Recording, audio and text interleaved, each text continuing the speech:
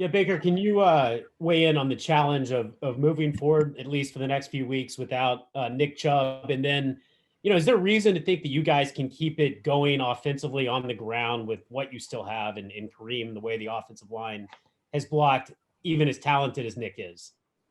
Yeah. First of all, it always hurts losing a player like Nick, not for just his on the field performance. He's obviously a great player, but just the leader he is for this team, his work ethic, his mentality. He's the same guy every day. So that's an important thing for us. But we trust in our other guys. Like we said post game, we trust in the guys that step up.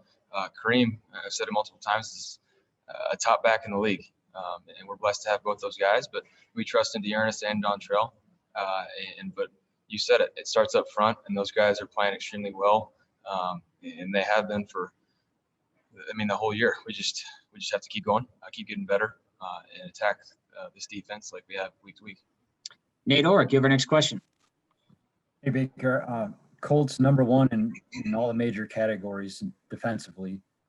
What stands out when you're watching these guys on film? They're a really sound defense. They play together. They're coached well. They hustle. You can see the effort. They swarm to the ball. And I think the biggest statistic is their turnover margin. So it's a team that capitalizes on your mistakes, and they don't mess up. They're where they're supposed to be. So it's going to be a fundamentally and technique sound week for us. Hey, Baker, in terms of Kevin Stefanski, what have you learned about him as a play caller, and what's allowed you guys to find this early success under him? And the red zone especially has been really, really efficient for you guys. So what is your view of him as a play caller now?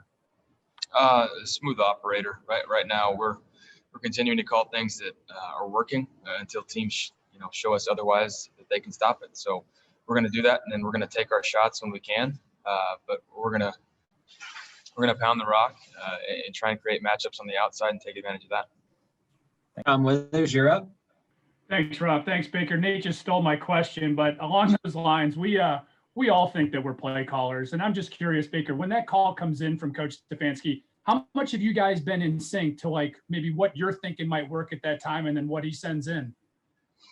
We're very much on the same page. I would say just through the meetings throughout the week and talking on the field of why we're doing certain things, why we're formatting and running certain plays. It's just we're very much on the same page, and so I think that's why we're continuing to grow and get better each week. How much do you see along those lines, and how much do you see this offense evolving? I mean, it looks like you guys are getting deeper and deeper into the playbook. Where can this go? The sky's the limit for us. I said that, but we're a very different team from week one. You can look at the calls, the plays, the schemes, all of it. We're very different, and we're going to continue to evolve and grow and see what's working for us. Thanks. Dale Ryder, we'll go to you. Hey, Baker, I wanted to ask you about a couple of the trick plays that Kevin called on Sunday that were successful. Just, first of all, how much does that energize you guys whether it's a reverse or an end around, whatever? How much does that energize you when a call like that comes in, especially if, Odell talked about after the game how he had been on coach to call that reverse and pass? We've had that one there for a while. We needed to get it off the play sheet, and it was perfectly called timing wise and obviously well executed. But when those plays hit, it's such a momentum either killer for the defense or motivator for us. So it seemed to have worked out. So we got to keep that going. And even if they don't work, you just have to, those boomer bust plays, you have to, avoid the negative plays. And we did a good job of creating positive ones. I know you've been asked a lot of questions about Odell and getting him involved early and whatnot, but just what type of energy does he bring, not only on the field, but on the sidelines, and especially when he's getting those touches early? It seemed on Sunday he got the touches early, and so he just was so explosive throughout the game. But just what type of energy does he bring when he's getting the ball in his hands? It's very electric. I would say that not only for us, we can feel that energy, but I think the other teams can feel it too, of like the oh crap moment of if he's running down the field or he's got the ball in his hands, he obviously can create space and get open, but his ability to make plays when he already has the ball in his hands is the very special thing about him. Jeff Shadell, you're up.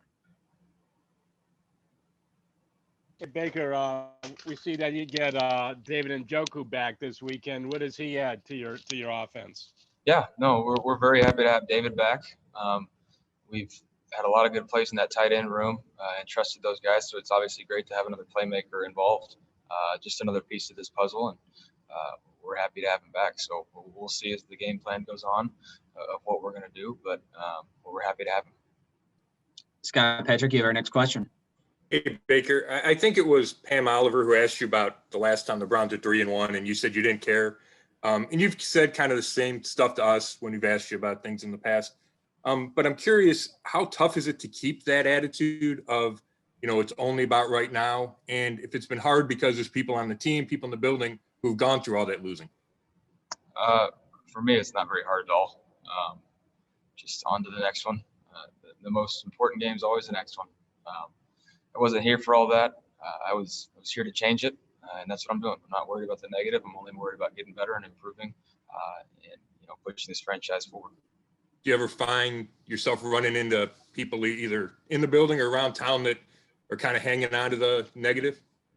Well, yeah, for starters, you guys, but other than that, yeah, around town. Thanks. Next one will go to Fred Greetham.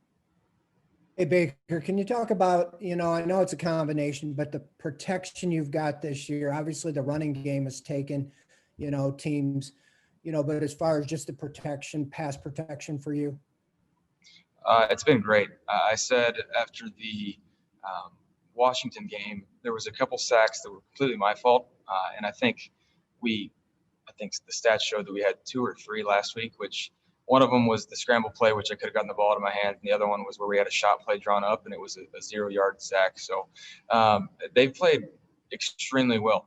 And that's, because we're so balanced right now, we're doing a lot of things well, and we need to continue to do that. But up front, those guys are playing great, and they're going to continue to get better as the season goes on. Mary Kay Cabot, you're up.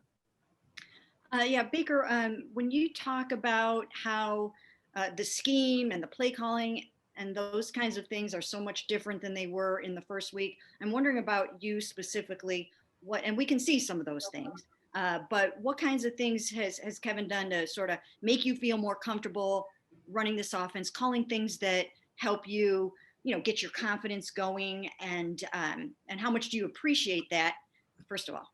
Yep. Well, I appreciate keeping the defenses guessing of not knowing what we're doing, so they can't exactly pin their ears back and key in on us too much. So it's easy for me when we do have certain plays, and I can just go through my reads and not worry about how many people they're going to bring, because they don't know what we're going to do. Well, we have such a well-balanced attack right now, obviously heavier in the run game than in the pass, but the thing about our passing game is extremely efficient right now, and that's because of the timing of the play calls, the scheming up, and so obviously thankful for that. And a lot of guys have talked about how this team feels special, and it just has some kind of feel about it. What makes it so? We have built a foundation in the off season. I talked about it with the intro, the player intros, the staff intros, that 4 H's over the Zoom meetings. It could have been very easy to complain and have excuses, but nobody here did. And we're just going through it. We're adapting and evolving as the season goes on. It's obviously there's a lot of ebbs and flows with this, but this team is resilient, and we're going to continue to grow. But we laid a good foundation to be able to do that, and I think that's the key part of it. Thank you. Thank you, Mary Kay. Right now. Yeah, Baker. Nick is such a quiet leader, but it seems like Kareem is sort of, I don't know, at least with his guys, he's sort of, taking them, a more vocal role. Do you see him maybe evolving in that now that Nick's going to be out for a while? Yeah, Kareem was already a very vocal guy. It's just him and Nick are very opposite in that way. So it's a very lightning and thunder lightning approach. But I see Kareem being more vocal as this goes on, but that's nothing new to him. He's not changing. He's not going to overcompensate and try and do too much. And he understands that. He's a great teammate. He's just going to be himself, and that's somebody that brings the energy every day. talks his trash but backs it up, and we're happy to have him. Thank you. Next up is Tom Withers. Thanks, Rob. Hey, Baker, obviously COVID cases are starting to rise around the league. There's some positive tests, some games being postponed, canceled, what have you. What have you radically had to change outside the facility in terms of lifestyle to keep yourself safe? Not much is different for me. Just still staying inside and not going out to restaurants too much, kind of sticking to my business. But to me, it's not that damn hard. Just wear your mask. We all want to play football. So everybody's got to do it. Just do it. Are guys being more vigilant about it now, though, Baker? Like over the last week, obviously, we've seen a lot more stuff happening. Yeah, I would say so. There's definitely more topic of discussion about it, especially with the new protocols being placed. So it is what it is. We just have to deal with it and move on.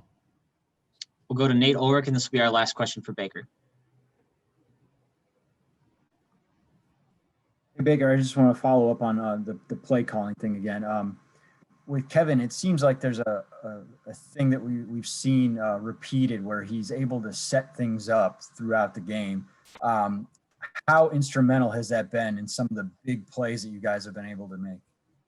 That's huge. You know, when you're having success in the run game and able to create similar looks and similar formations, motions for these defenses to see over and over.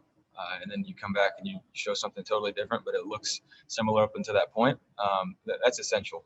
So we've done a great job of, being able to have success early on, and then Kevin trusting in that to continue calling it until it's the right timing to call the shots. That's something that just comes natural to him. So it's good for us.